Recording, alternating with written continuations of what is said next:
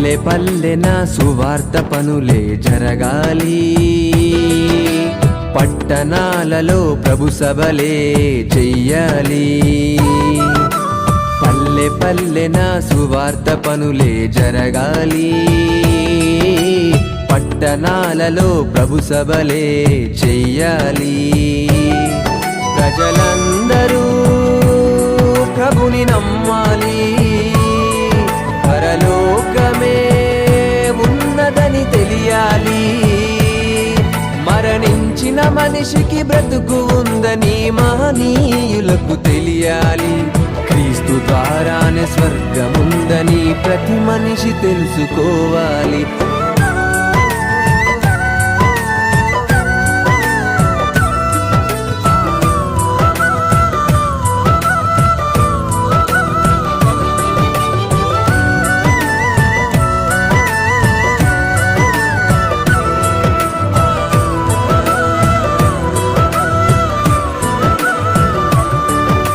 పల్లె పల్లెన సువార్త పనులే జరగాలి,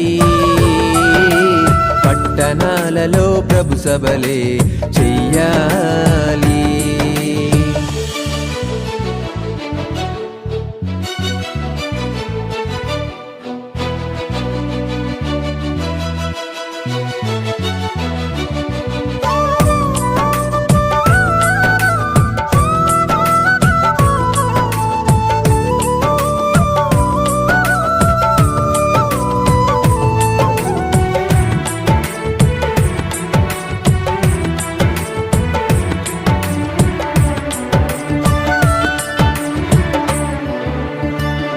పెందలకడ నీవు లేచి అందరితో నీవు కలిసి క్రీస్తు మరణం పునరుత్థానం ప్రకటించుచు పనులు చేస్తూ అందమైన లోకముందని ఆయుష్ ప్రభుకై ఖర్చు చేసి నిత్య జీవం పొందుకొనుమని ప్రకటించుచు సాక్షార్థమై క్రీస్తులా ప్రభుని ఘనపరిచి జీవితంలో నా మాదిరి చూపి నిందారహితుడవై క్రియలు చేయుచు సత్యముగా బ్రతకాలి.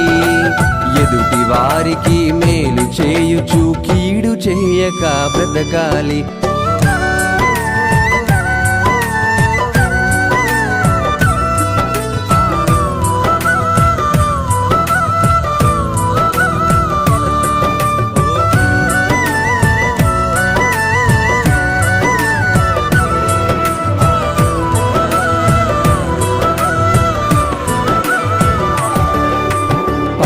పల్లెన సువార్త పనులే.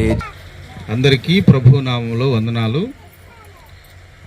చేరి వచ్చిన అల్లూరు భట్రకాగుల్లో సహోదరి సహోదరులందరికీ ప్రభు నామంలో వందనాలు తెలియజేస్తున్నాం. గత 4 నెలల నుంచి ఇక్కడ మన సహోదరులు పౌలు గారు, దానియేల్ గారు, ఈ 2 కుటుంబాలు పురిని దండిగుంట అక్కడ మందిరాలకు వెళ్తూ ఉండారు. దూరాభారం పోలేక కాస్త అక్కడ దేవుని యొక్క పిలుపు మేర ఇక్కడే దేవుని సన్నిధిని ఏర్పాటు చేసుకొని మనం ఆరాధించుకున్నాము అని వాళ్ళకి మంచి ఆలోచన రావడం జరిగింది. ఆ ఆలోచన మేరకు వాళ్ళు కష్టపడి ఇక్కడే ఎవరి సహాయం అడగల, వస్తా పోతున్నామే కానీ ఎప్పుడు నాకు నేను అనేక పర్యాలు ఇట్టే తిరుగుతూ ఉంటా, కానీ అనేక పర్యాలు పోయినా కానీ నాకు తెలియలే.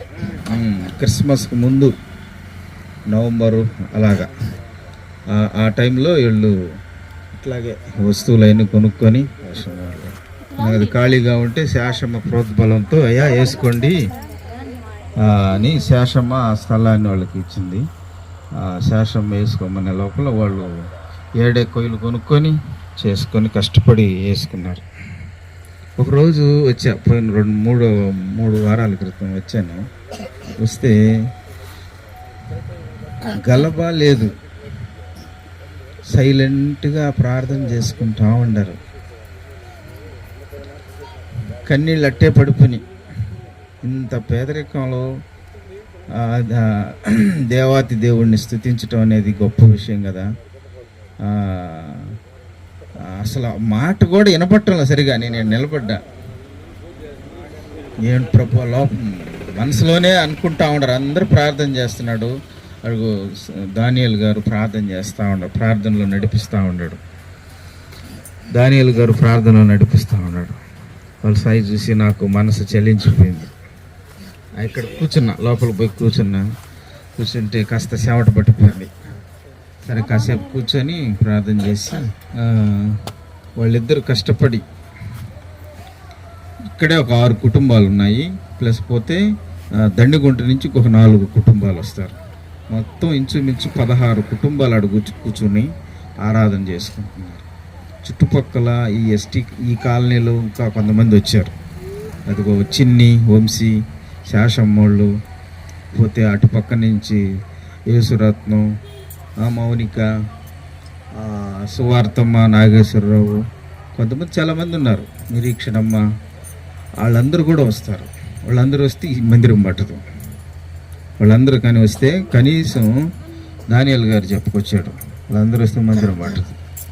కాబట్టి అద్భుతంగా దేవుడు ఆశీర్వదించేదానికి దేవుని యొక్క సన్నిధి ఇక్కడ ఉన్నది అని నేను నమ్మా. మీరు కూడా ఆ యొక్క కుటుంబాల కోసం, ఈ యొక్క సేవ కోసం, ఆ 2 కుటుంబాలు పౌలు, దానియేలు, వారి కోసం మీరందరూ కూడా ప్రార్థన చేసి ఈ యొక్క సంఘాన్ని దేవుని సన్నిధిలో పెట్టి ఇంకా అనేకులకు ఆశీర్వాదకరంగా ఈ సేవ కొనసాగాలని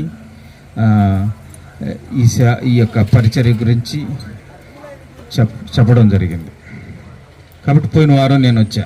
అది ఆ చిన్న ఫ్యాన్ తీసిచ్చి కొంత ఆడ కూర్చోడానికి బాగుంది. ఇక్కడ చాలా కుటుంబాలు ఉన్నాయి.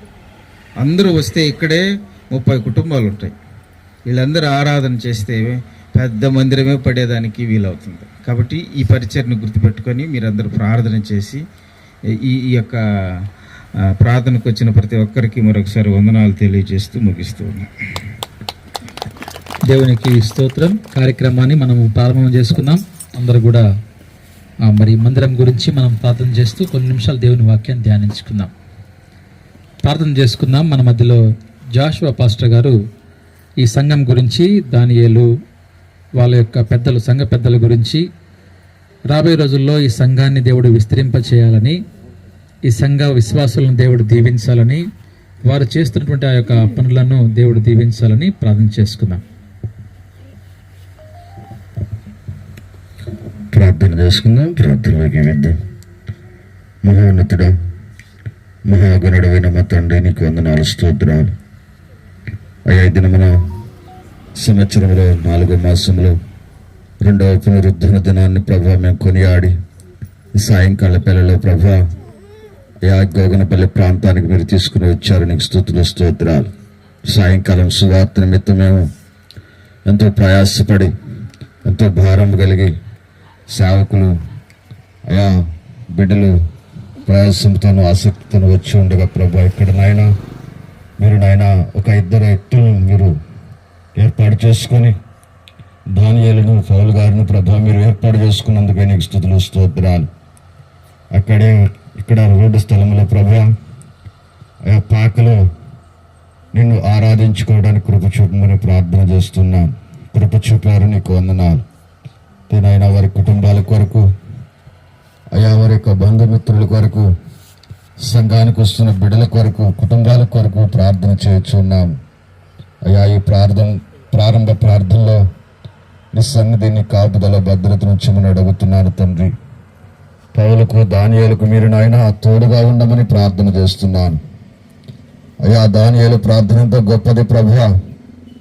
పౌలు గారు నాయన అనేక ప్రాంతాల్లో ప్రభా సువార్తను ప్రకటించిన దైవజనుడు ప్రభా. అయ్యా వీళ్ళిద్దరిని ప్రభా మీరు వెన్నుకొని ఈ ప్రాంతంలో, అయ్యా ఇక మందిరంలో, ఈ యొక్క స్థలంలో అనేక మంది ప్రజలను మీరు ఆకర్షించి బిడ్డల ద్వారా అయ్యా ఇక మందిరంలో ప్రతి ఆదివారం జరుగుతున్న ఆరాధనకు అయ్యా మీరే యోగ్యులై ఉన్నందుకు నీకు స్తోత్రాలు.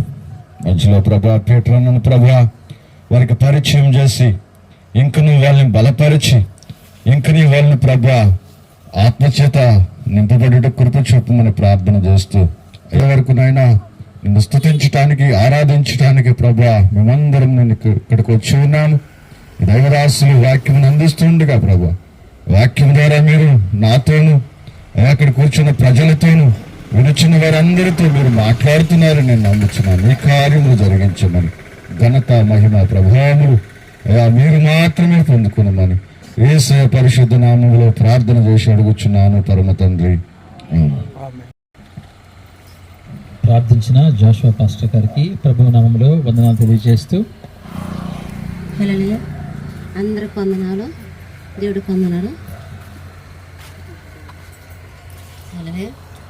నా ఎడల నీకున్న తలంపులన్నీ, నా ఎడల నీకున్న తలంపులన్నీ ఎంతో ఎంతో విస్తారమైనవి యేసయ్యా, ఎంతో ఎంతో విస్తారమైనవి,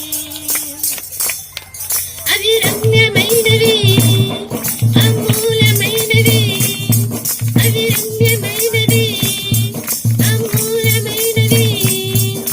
నిత్యము నన్నే చూచుచున్నావా యేసయ్యా, నాకే నీవే తలంచుచున్నావా. నిత్యము నన్నే చూచుచున్నావా యేసయ్యా, నాకే నీవే తలంచుచున్నావా. నా ఎడల నీకున్న తలంపులన్నీ, నా ఎడల నీకున్న తలంపులన్నీ ఎంతో ఎంతో విస్తారమైనవి యేసయ్యా, ఎంతో ఎంతో విస్తారమైనవి. రాజువైన నీవు దాసుడవయ్యావా, దాసుడనైన నన్ను రాజుగా చేయుటకే. రాజువైన నీవు దాసుడవయ్యావా, దాసుడనైన నన్ను రాజుగా చేయుటకే. అభిషేకించావు, నన్ను ఆశీర్వదించావు, అభిషేకించావు, నన్ను ఆశీర్వదించావు. పరలోకములో పరిశుద్ధులతో సవాసమిచ్చావు, నీకే స్తోత్రం యేసయ్యా. పరలోకములో పరిశుద్ధులతో సవాసమిచ్చావు, నీకే స్తోత్రం యేసయ్యా. నా ఎడల నీకున్న తలంపులన్నీ, నా ఎడల నీకున్న తలంపులన్నీ ఎంతో ఎంతో విస్తారమైనవి యేసయ్యా, ఎంతో ఎంతో విస్తారమైనవి. దేవుడు మన కొరకు ఏర్పాటు చేయబడిన వాక్య పఠనము లోకాసు వార్త 13వ అధ్యాయము 6 నుంచి 9 వచనాలు.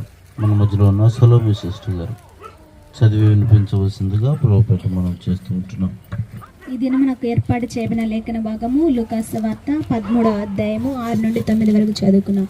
మరియు ఆయన వారితో ఈ ఉపమానము చెప్పాను. ఒక మనుషుని ద్రాక్ష తోటలో అంజూరపు చెట్టొకటి నాటబడి ఉండెను. అతడు దాని పండ్లు వచ్చినప్పుడు ఏమీయూ దొరకలేదు గనుక అతడు, ఇదిగో 3 ఏళ్ల నుండి నేను అంజూరపు చెట్టును పండ్లు వెతుకుచున్నాను కానీ ఏమీయూ దొరకలేదు, దాన్ని నరికి వేయుము, దీని వలన ఈ భూమియు ఎలా వ్యర్థమై పోవలనని ద్రాక్ష తోట మాలితో చెప్పాను. అయితే వాడు, అయ్యో, నేను దాన్ని చుట్టూ త్రవ్వి ఎరువు వేయుమట్టుకు ఈ సంవత్సరము కూడా ఉండనిమ్ము, అది ఫలించినా సరే, లేని ఎడల నరికి వేయుమని అతనితో చెప్పాను. దేవుడి మాటలు దీవించి ఆశీర్వదించును గాక. దేవునికి స్తోత్రం. చక్కగా వాక్యం చదివినిపించిన సలోమి సిస్టర్ గారికి ప్రభుపేట వందనాలు తెలియజేస్తూ ప్రాముఖ్యమైన సమయంలోకి మనం వచ్చినాం. ఈ దినము దైవర్తమానం అందించుటకు దేవుని దాసులు సహోదరులు బెదర్ వినీత్ కుమార్ గారు మన మధ్యలో ఉన్నారు. దేవునికి వాక్యాన్ని మనతో పంచుకోవచ్చుండగా శ్రద్ధ కలిగి దేవునికి వాక్యాన్ని వినవలసిందిగా ప్రభుపేట మనం చేస్తూ ఈ సమయం దేవుని దాసులకు అప్పగిస్తూ ఉంటున్నాం. దేవునికి స్తోత్రం. ఈ యొక్క స్థానిక సంఘ పెద్దలకు ప్రభునామములో వందనాలు తెలియజేస్తున్నాను. పౌలు గారికి, దానియేలు గారికి. మేము యునైటెడ్ క్రిస్టియన్ యూత్ అని ఒక టీమ్గా ఏర్పడి అందరూ ఉద్యోగం చేసుకుంటూ ఈ యొక్క ఆదివారము ఒక్కొక్క ప్రాంతానికి వెళ్ళి సువార్తను ప్రకటిస్తూ ఉంటాం. అదే క్రమంలో పీటరన్న గారు మీ గురించి చెప్పినప్పుడు ఒకసారి ఈ సంఘానికి వస్తే బాగుంటుంది అనిపించి గత వారం నుంచి ప్రార్థన చేస్తూ అయితే ఈ రోజున దేవుడు ఏర్పాటు చేశాడు. అందు నిమిత్తము ఇక్కడ ఒక చిన్న కుడికను, సువార్త కుడికను ఏర్పాటు చేశాం. అందును బట్టి మీ అందరికీ వందనాలు తెలియజేస్తున్నాను. సమయంలో కొన్ని నిమిషాలు దేవుని వాక్యాన్ని ధ్యానించుకుందాం. చదవబడినటువంటి వాక్య భాగాన్ని ఒకసారి మనం వివరించుకుందాం. మరియు ఆయన వారితో ఈ ఉపమానం చెప్పెను, ఒక మనుషుని ద్రాక్ష తోటలో అంజూరపు చెట్టు ఒకటి నాటబడి ఉండెను. అతడు దాని పండ్లు వెదక వచ్చినప్పుడు ఏమీయూ దొరకలేదు. ఒక యజమానికి ద్రాక్ష తోట ఉంది. ఆ ద్రాక్ష తోటలో ఏముంది? అంజూరపు చెట్టు ఒకటి నాటబడి ఉంది. అయితే ఆ యజమాని వచ్చాడు పండ్ల కోసము. అక్కడ అంజూరపు పండ్లు ఆ చెట్టుకు కాయలేదు. అందరూ ఆ చెట్టుకి ఏమి లేవండి, కాయలు లేవు. చెట్టు నాటాడు కానీ ఆ చెట్టుకి కాయలు లేవంట. తర్వాత చదవండి, ఇదిగో 3 ఏండ్ల నుండి నేను అంజూరపు చెట్టు పండ్లు వెదక వచ్చుచున్నాను కానీ ఏమీయూ దొరకలేదు. అంటే 3 సంవత్సరాలు అయిపోయిన చెట్టు నాటి, ప్రతి సంవత్సరం వస్తున్నాడు కానీ అక్కడ ఆ చెట్టుకు మాత్రం పండ్లు లేవు. ఈ రోజున కొంతమంది జీవితాలు కూడా ఇలానే కొనసాగుతూ ఉన్నాయి. ఎదుగులేని జీవితాలు, ఫలింపని జీవితాలు. ఆ చెట్టు కూడా అదే స్థితిలో ఉంది. ఆ చెట్టు నాటబడింది కానీ ఆ చెట్టుకు ఫలము లేదు. కనుక మనము కూడా ఈరోజు గ్రహించాలి. ఈరోజు ఇక్కడ సంఘాన్ని దేవుడు ఏర్పాటు చేశాడు. ఈ సంఘం ఏమవ్వాలంటే దినదినం ఏం కావాలి? అభివృద్ధి చెందాలి. ఏమవ్వాలండి? అభివృద్ధి చెందాలి. సంఘంలోకి విశ్వాసులు రావాలి. సంఘ కాపరి వాక్యాన్ని అందించినప్పుడు ఆ వాక్యాన్ని అర్థం చేసుకొని ఆ వాక్య ప్రకారంగా జీవితాలు మార్చుకొని వాళ్ళ కుటుంబాల్లో ఒక ఫలించేటువంటి జీవితాన్ని వాళ్ళు చూడాలి. అదే దేవుని యొక్క కోరిక. ఈరోజు ఈ ప్రాంతంలో ఇది ఒక అంజూరపు చెట్టు దేవుడేశాడు. ఈరోజు ఏమవ్వాలంటే ఈ అంజూరపు చెట్టు ఏం చేయాలి? ఇప్పుడు ఫలించాలి, పండులు కాయాలి, అనేక మంది విశ్వాసులు ఇక్కడ పెరగాలి. మీరు ఎవరైతే ఈరోజు దానియేలు గారు ఉన్నారు, మరొకరు ఉన్నారు పౌలు గారు, మీరు ఒక మార్గాన్ని ఇక్కడ ఏర్పాటు చేయాలి. ఎందుకంటే మిమ్మల్ని దేవుడు ఇక్కడ ఏర్పాటు చేసుకున్నాడు. కనుక ఆ ఏర్పాటును మీ హృదయంలో పెట్టుకొని ఎవరైతే మీరు, మీ బంధువులు కావచ్చు, మిమ్మల్ని ప్రేమించే జనాంగాన్ని మీరు తీసుకొని వచ్చి దేవుని వాక్యాన్ని అందించి వారిని ఒక మంచి మార్గంలో నడిపించాలి. అప్పుడేమవుతుందంటే వాళ్ళు ఫలిస్తారు. ఆ ఫలించినప్పుడు వారు మీ గురించి సాక్ష్యం ఇస్తారు. అలా సాక్ష్యం ఇచ్చినప్పుడు దేవునికి మీ వలన మహిమ కలుగుతుంది అనేటువంటి విషయాన్ని మీరు జ్ఞాపకం పెట్టుకోవాలి. అంతేగాని ఒక చెట్టును నాటుకొని ఆ చెట్టుకు పండ్లు లేకపోతే దాని వల్ల ఏమైనా ఉపయోగం ఉందా? ఉపయోగం లేదు. అక్కడ 3 సంవత్సరాలు అయిపోయింది ఆ చెట్టు నాటి, ఆ చెట్టుకి ఏమి లేదు, పండ్లు లేవు. యజమాని వస్తున్నాడు, అక్కడ పండ్లు దొరకడం లే. వెళ్ళిపోతున్నాడు, మళ్ళీ వచ్చాడు, పండ్లు లేవు. వెళ్ళిపోయాడు, మళ్ళీ వచ్చాడు, పండ్లు లేవు, వెళ్ళిపోయాడు. ఆయనకి నిరాశ చెందిపోయి అంటున్నాడు, ఏమన్నా చూడండి అక్కడ, దీనిని నరికివేయము, దీని వలన ఈ భూమియు ఎలా వ్యర్థమైపోవాలని ద్రాక్ష తోట మాలితో చెప్పాడు. ఎందుకయ్యా ఈ చెట్టు ఇక్కడ ఉన్నా ఒకటే లేకపోయినా ఒకటే. దీని వలన ఈ భూమికి ఏమవుతుందంటే సారం పోతుంది. ఏమవుతుందంటే ఈ భూమికి సారం పోతుంది. కాబట్టి ఈ చెట్టుని నరికివేయమని చెప్పేశాడు. ఎందుకని? ఫలించకపోతే దేవుడు ఒక రోజున ఎవరినైనా సరే దేవుడు తీసుకుంటాడు. దేవుడు అవకాశం ఇస్తాడు. దేవుడు సువార్తను ఆ గ్రామాన్ని తీసుకొని వస్తాడు. దేవుని సేవకుల ద్వారా వాక్యాన్ని అందింపజేస్తాడు. ఎప్పుడైతే ఆ వాక్యాన్ని స్వీకరిస్తారా సరి, లేకపోతే అని అంటున్నాడు నరికి వేయము అనే మాటను సంబోధిస్తున్నాడు చెట్టు విషయంలో. కనుక ఫలించాలి మనము మన జీవితంలో. ఫలించే జీవితం అనేది చాలా అవసరం ఈ రోజున. చూడండి, కుటుంబంలో మనం చూసినప్పుడు భార్యాభర్తలకి వివాహం చేశారనుకోండి, సంవత్సరం అయిపోయింది, ఏమంటారు ఇంటి పక్కన వాళ్ళు? ఏమయ్యా పిల్లలు పుట్టారా అంటారు. అంటారంటండి, ఏమయ్యా పిల్లలు పుట్టారా అంటారు. ఎందుకని? అదే ఫలింపు అంటే. గర్భఫలము దేవుడిచ్చు బహుమానము అన్నప్పుడు ఆ కుటుంబంలో వివాహం కంటే కూడా అయిన తర్వాత 1 సంవత్సరం తర్వాత ఇంకా అందరూ ఏమంటారంటే, ఎంతమంది బిడ్డలు పుట్టారా లేదా అని ప్రశ్న వేస్తానే ఉంటారు మనల్ని. కొంతకాలానికి ఒక 2 years తర్వాత మళ్ళీ అడుగుతారు మనల్ని. కొంత మనకు బాధ వస్తుంది అప్పుడు, ఏంది మనకు వివాహం అయింది కానీ పిల్లలు లేరే అనే బాధ. ఎందుకంటే అది దేవుడిచ్చే బహుమానం. ఒక చెట్టు ఫలించాలంటే దాని దేవుడు కార్యం చేయాలి.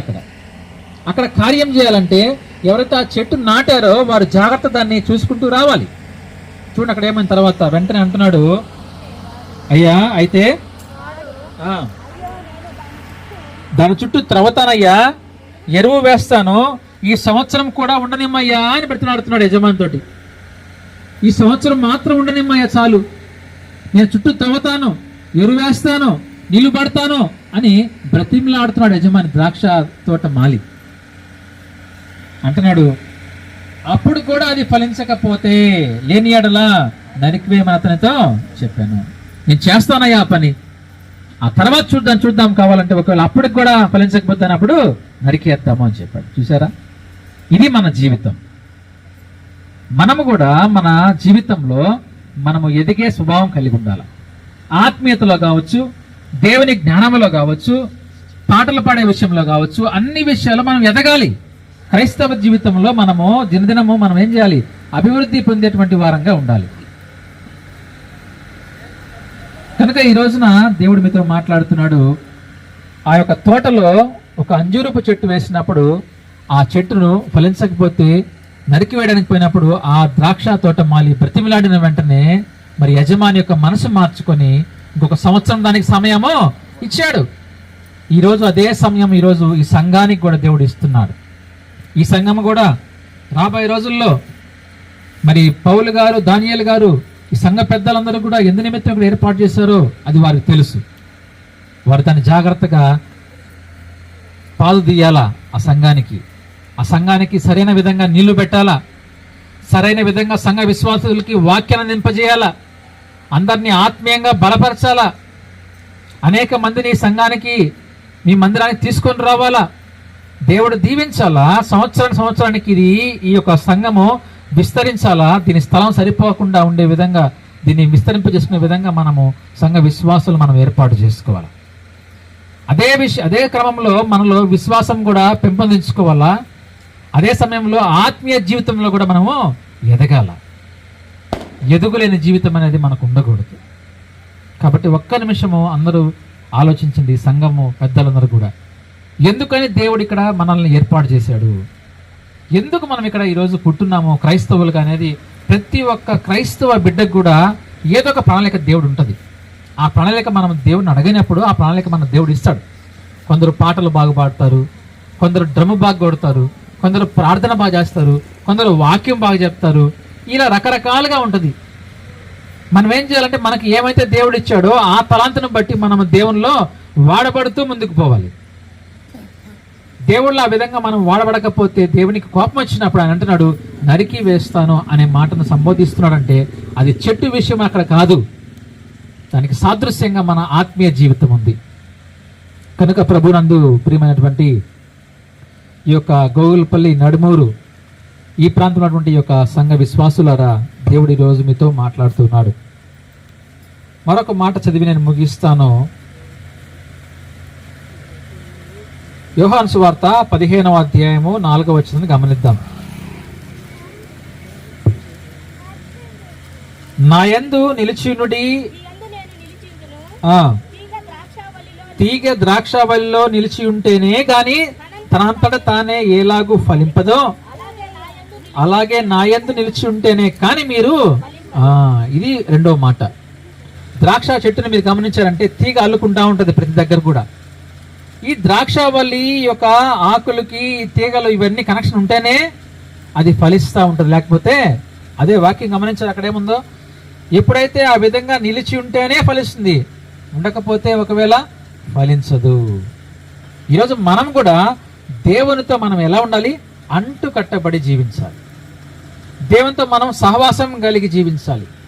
ఎవరైతే మనకంటే కూడా ఆత్మీయతలో పెద్దవారుగా ఉంటారో వారితో మనం సహవాసం కలిగి ఉండాలి. దాంట్లో తప్పులేదు. జ్ఞానాన్ని తెలుసుకోవాలి, వారు చెప్పే మాట వినాలి. ఈరోజు మేము ఇక్కడికి వచ్చాము, దేవుడు ఒక ఆలోచన ఇచ్చాడు అంతవరకు. అది ఎందుకన్నా కూడా మాకు తెలియదు. మా టీంలో ఉన్నాడు కనుక పీటర్ అన్న చెప్పాడు కాబట్టి మనం కూడా ఒకసారి దర్శిద్దాం ఆ మందిరానికి, ఒకసారి మనం ప్రేమిద్దాం, కొంత వాక్యాన్ని ఆ సంఘ విశ్వాసులకు చెప్తాము. దేవునిలో మనం నిలిచి ఉండాలి. చూడండి అక్కడ ఏమున్న తర్వాత, ద్రాక్షావళి నేను తీగలు మీరు అంటున్నాడు. ఎవరండి? ద్రాక్షావళి నేను తీగలు మీరు, ఎవడు నా యందు నిలిచి ఉండునో వాడు బహుగా. మన యందు దేవుడు ఉండాలి, దేవుడు కూడా దేవుని యందు మనం ఉండాలి. ఎప్పుడైతే మన ఇద్దరం కూడా కలిసి ఉంటామో, దేవుడు మనతో, మనం దేవుడితో ఉంటామో, అప్పుడు నీవు దేవునితో సహవాసం లేకుండా, నువ్వు దేవునితో సంబంధం లేకుండా, సంఘ విశ్వాసులతో సహవాసం లేకుండా నువ్వు ఫలించలేవు. ఎందుకంటే మనమే జ్ఞానవంతులు కాదు, మనకంటే కూడా జ్ఞానవంతులు ఉన్నారు. మనం ఏం చేయాలి? వాళ్ళ జ్ఞానాన్ని మనం కూడా తెలుసుకోవాలి. నాకు వేరుగా ఉండి మీరేం కూడా చేయలేరు. దేవునికి వేరుగా ఉండి నువ్వేం చేయలేవు. అనుకోవాల్సిందే చేస్తానండి, నువ్వేమి చేయలేవు. దేవునికి మనం వేరుగొండి మనం ఏమి చేయలేం. దేవుని బిడ్డలతో మనం కలిసి ఉండాలి, సహవాసం ఉండాలి. దేవునితో మనకు సహవాసం ఉన్నప్పుడు మాత్రమే మనము ఎదుగుతాం, మన జీవితంలో ఫలిస్తాం. మనం బహుగా ఫలించాలంటే మనము దేవునితో మనము కలిసి మెలిసి జీవించాలి. తర్వాత చూడండి, ఎవడైనాను నా యందు నిలిచి ఉండని ఎడల వాడు తీగ వలె బయట పారవేయబడి ఎండిపోతాడు. ఒకవేళ దేవుళ్ళు లేకపోతే ఏమవుతుందంటే, ఏ విధంగా చెట్టు ఆ తీగ తెగిపోయినప్పుడు ఎండిపోద్దు, ఆ విధంగా మన జీవితం అయిపోతుంది. ఎండిపోయిన జీవితం అయిపోద్ది మంది. ఎండిపోయిన ఎడారిలాగా అయిపోతాం మన జీవితం. మన జీవితం పచ్చగా ఉండాలి. చూసినప్పుడు అందరూ మెచ్చుకునే విధంగా పచ్చగా మన కుటుంబ జీవితం ఉండాలి. మనం చూసి మన కుటుంబాన్ని మెచ్చుకోవాలి. ఇది కుటుంబం అంటే, ఇది దీవించబడిన కుటుంబం అంటే అని మెచ్చుకునే పరిస్థితుల్లో మనం ఉండాలి. అలాంటి జీవితాన్ని మనం జీవించాలి అంటున్నాడు ఆయన. ఆ విధంగా లేకపోతే పారవేయబడి ఎండిపోవును. మనుషులు అటు వాటిని పోగు చేసి అగ్నిలో పారవేతురు, అవి కాలిపోవును. మన ఇంట్లో అంతే కదండి, చెట్టు ఎండిపోద్దు అని చేస్తామంటే దాన్ని పోగు చేస్తాము, ఒక దగ్గర వేసి దాన్ని కాల్ చేస్తాం. కాబట్టి పనికి రాకుండా అయిపోతా జీవితం. అలాంటి జీవితం మనకొద్దు. మనం ఫలించే జీవితాన్ని జీవించాలి. ఈరోజు ఈ విధంగా అందరం కలుసుకొని ఈరోజు ఈ విధంగా ఆదివారం సాయంకాలం వస్తున్నామంటే దేవునికి ఎంత మహిమ ఉంటుంది చూడండి. ఒకసారి చూడండి, చివరిగా మాట చూడండి. నా యందు మీరును మీ యందు నా మాటలు నిలిచి ఉండిన యెడల మీకు ఏది ఇష్టమో అడుగుడి, అది మీకు అనుగ్రహింపబడును. నా యందు మీరుండాలి, దేవునిలో మనం ఉండాలి, మనలో ఆయన వాక్యం ఉండాలి, మనలో ఆయన వాక్యం నిలిచి ఉండాలి. ఒక చెట్టు ఫలించాలంటే దాన్ని పాదు తీసి ఆ పాదులో ఏముండాలండి? నీళ్లు నిలబడాలి. ఆ పాదు చేయకపోతే నీళ్లు పోస్తూ ఉంటాం, వెళ్ళిపోతూ ఉంటుంది, దానివల్ల ఫలిస్తుంది, ఆ చెట్టు ఫలించదు. కనుక ఏ విధంగా అయితే ఒక చెట్టుకు మనం పాదు చేస్తామో, ఆ పాదులో వాటర్ పోస్తామో, మన జీవితంలో కూడా మనము దేవునిలో ఉంటూ దేవుని వాక్యం మనలో ఉన్నప్పుడు, అది మనలో ఉండి ఆ వాక్యం మనల్ని మార్చినప్పుడు, మనం ఫలించినప్పుడు ఆయన అంటున్నాడు, అది మీకు ఏది ఇష్టమో అడగండి, నేను మీకు అప్పుడు దేవుడు ఖచ్చితంగా ఇస్తాడు. ఈరోజు దేవుడు మీకు మాతో సహవాసం ఇచ్చాడు, రేపు మరొకటి మీకు దేవుడు కలగజేస్తాడు. అయితే మీరేం చేయాలి? దేవుని యందు నిలిచి ఉండాలి, దేవుని వాక్యం మీలో ఉండాలి, అప్పుడు మీరు ఫలిస్తారని చెప్పి దేవుడు వాక్యం సెలవిస్తూ ఉంది. ఈ రోజున దేవుడు ఈ ప్రాంతాన్ని ప్రేమించాడు. దేవుడు ఈ రోజున ఈ ప్రాంతాన్ని ఏర్పాటు చేసుకున్నాడు. ఉంటూ దేవుని వాక్యం మనలో నిలిచి ఉండిన యెడల ఆ వాక్యం మనలో చేరి మన హృదయంలో అది భద్రంగా ఉన్నప్పుడు ఆ వాక్యం కార్యం చేస్తుంది. ఆ కార్యం ద్వారా నువ్వు ఫలిస్తావు. ఫలించినప్పుడు అనేక మంది వచ్చి నీలో నుంచి ఏం చేస్తారు? ఆ పండ్లను కోసుకొని తింటారు, వారు కూడా దీవించబడతారు. ఈరోజు మనలోనే చెట్లు, ఆ పండ్లు లేకపోతే ఏం కోసుకుంటారు వాళ్ళు? చెప్పండి. మనలో పండ్లు ఉండాలి, మనలో ఫలించేటువంటి ఆ యొక్క లక్షణం ఉండాలి. మనం ఇతరులకు ఒక మార్గాన్ని చూపించేటువంటి వారుగా ఉండాలి. మనం మార్గం చూపించినప్పుడు వారు మనలో నుంచి ఆ మార్గాన్ని తెలుసుకొని వారు కూడా ఆ మార్గంలో వస్తారు. ఎవరైతే సంఘ పెద్దలతో వాళ్ళు అంటున్నమాట, దేవుడి రోజు మీతో మాట్లాడుతున్నాడు. ఒకసారి మీరు ఆలోచించండి, ఈ సంఘాన్ని ఈ ప్రాంతంలో ఒక చిన్న మందిరాన్ని దేవుడు ఎందుకని ఏర్పాటు చేశాడు?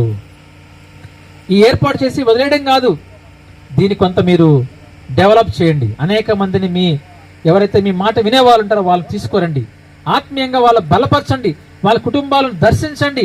వాళ్ళని బలపరిచి ఆత్మీయంగా చేసినప్పుడు దేవుడు ఆ ఫలాన్ని చూసి దేవుడు ఎవరైతే ఇక్కడ ఏర్పాటు చేసిన వాళ్ళని ఇంకా బహుగా దీవిస్తాడు. దేవునితో మీరు మాట్లాడాలా, అయ్యా ఈ సంఘం పట్ల మీ ప్రణాళిక ఏంటి నాయనా అని అడిగినప్పుడు ఆయన మీకు సమాధానం ఇస్తాడు. ఆయన మాట్లాడే దేవుడు అండి. చదువు రాకపోవచ్చు నీకు, అయినప్పటికీ నువ్వు మాట్లాడతావు కదా, ఆ మాటలను బట్టి ఈరోజు నువ్వు బయటికి పని చేస్తున్నావు కదా, దేవునితో మాట్లాడు, దేవుడు నీతో మాట్లాడతాడు, దేవుడు జ్ఞానం ఇస్తాడు, అనేక మంది ఇక్కడ పోగు చేయబడతారు, దేవుడు మీ కుటుంబాలను దీవిస్తాడు. దేవుడు ఈ కొద్ది మాటలు మన హృదయంలో భద్రపరిచి దేవుడు దీవించినాక ఆమేన్. దేవునికి స్తోత్రం.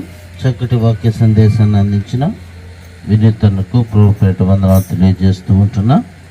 ఈ యొక్క వాక్య ఫలింపు కొరకు మన మధ్యలో ఉన్న సురేఖ సిస్టర్ ప్రార్థించవలసిందిగా ప్రభుపేట మనం చేస్తూ ఉంటున్నాం. తండ్రి, ప్రియ పరిశుద్ధుడా, పరలోకపు తండ్రి, మీకు వెళ్ళలేని వందనములు, స్తుతులు, స్తోత్రములు. ఇప్పటి వరకు తండ్రి నాన్న ఈ దినమంతే ప్రభా నాన్న, ఈ పరిశుద్ధ దినమందు నాన్న మమ్మల్ని ఎంతగానో ఆశీర్వదించి ప్రభా నాన్న నీ సన్నిధిలో గడుపుటకు నాన్న మరి ఒకసారి నాన్న ఈ గొప్ప సమయమును మాకు దయచేసినందుకు కృతజ్ఞతాస్తుతులు, స్తోత్రములు చెల్లించున్నాం ప్రభా నాన్న. దేవా, ఇక్కడ చేరి ఉన్న ప్రతి ఒక్క బిడ్డను పేరు పేరున ఆశీర్వదించమని అడుగుచున్నాం ప్రభా నాన్న. ఎక్కడ 2-3 కూడి నా నామమును ప్రార్థించుచుంటారు అక్కడ నేను ఉంటానని మీరు చెప్పి ఉన్నారు ప్రభా నాన్న. మా మధ్యలో మీరు నిశ్చయముగా నివసిస్తున్నందుకు మీకు వందనములు, స్తోత్రములయ్యా. మా ప్రార్థనలో మా మాటలో నాన్న మేము చేయ ప్రతి విన్నపాలను మీరు ఆలకిస్తున్నందుకు మీకు కృతజ్ఞతాస్తుతులు, స్తోత్రములు చెల్లించున్నాం ప్రభా నాన్న. ఈ సమయంలో ప్రభా ముఖ్యంగా ప్రభా నాన్న దేవా ఈ చిన్న సంఘమును మీరు జ్ఞాపకం చేసుకునండి ప్రభా నాన్న. సహోదరులు ఐక్యత కలిగి నివసించుట ఎంత మేలు, ఎంత మనోహరం అని మీరు చెప్పుచున్నారు ప్రభా నాన్న. దేవా నేను ఇక్కడ నాన్న ప్రతి ఒక్క సహోదరులు అందరూ నాన్న కలిసి నాన్న మిమ్మల్ని స్తుతించుచుండగా నేను ప్రతి ఒక్కరిని పేరు పేరున ఆశీర్వదించమని అడుగుచున్నాం ప్రభా. స్తోత్రములు తండ్రి నాన్న. అదేవిధంగా ప్రభా నాన్న ఈ సంఘంలో నడిపిస్తున్న పెద్దలను మీరు జ్ఞాపకం చేసుకునండి ప్రభా నాన్న. దేవా నాన్న నన్ను వెంబడించి వారు తను తగ్గించుకొని నాన్న వెనుక తట్టు చూడవద్దని మీరు చెప్పుచున్నారు ప్రభా నాన్న. దేవా నాన్న నీ వైపే వారు నాన్న చూచుటకు సహాయాన్ని దాయచండి ప్రభా నాన్న. పిరికి వారు నా రాజ్యంలో నాన్న ప్రవేశింపరని మీరు చెప్పుచున్నారు ప్రభా నాన్న. దేవా మీరు సర్వలోకాన్ని సృష్టించిన సృష్టికర్తరు ప్రభా నాన్న. దేవా నాన్న నిజమైన దేవుడు మీరు మాతో ఉండగా ప్రభా నాన్న మాకే భయము లేదని నాన్న నీ బిడ్డలో గ్రహించుటకు సహాయాన్ని దయచేయండి ప్రభా నాన్న. ధైర్యంగా నాన్న నీ సువార్తను ప్రకటించుటకు నాన్న వారిని మీరు బలపరచమని అడుగుచున్నాం ప్రభా. స్తోత్రములు తండ్రి నాన్న. వారి కుటుంబాలను మీరు ఆశీర్వదించండి ప్రభా నాన్న. ఇంకనూ నాన్న వారి పిల్ల తరమున ప్రభా నాన్న మీరు ఆశీర్వదించినాను నీ సువార్తను నాన్న ఇంకనూ నాన్న అభివృద్ధి పొందించమని అడుగుచున్నాం ప్రభా. స్తోత్రములు తండ్రి నాన్న. ఇక్కడ చేరున్న ప్రతి ఒక్క బిడ్డను కూడా పేరు పేరున ఆశీర్వదించినాను. ఇంకనూ నాన్న ఈ సంఘాన్ని అభివృద్ధి పరచమని తండ్రి నాన్న. వచ్చిన నాన్న చేరిన బిడ్డలందరూ నాన్న ప్రయాణంలో మీరు తోడుగా ఉండి నడిపించమన్నాను.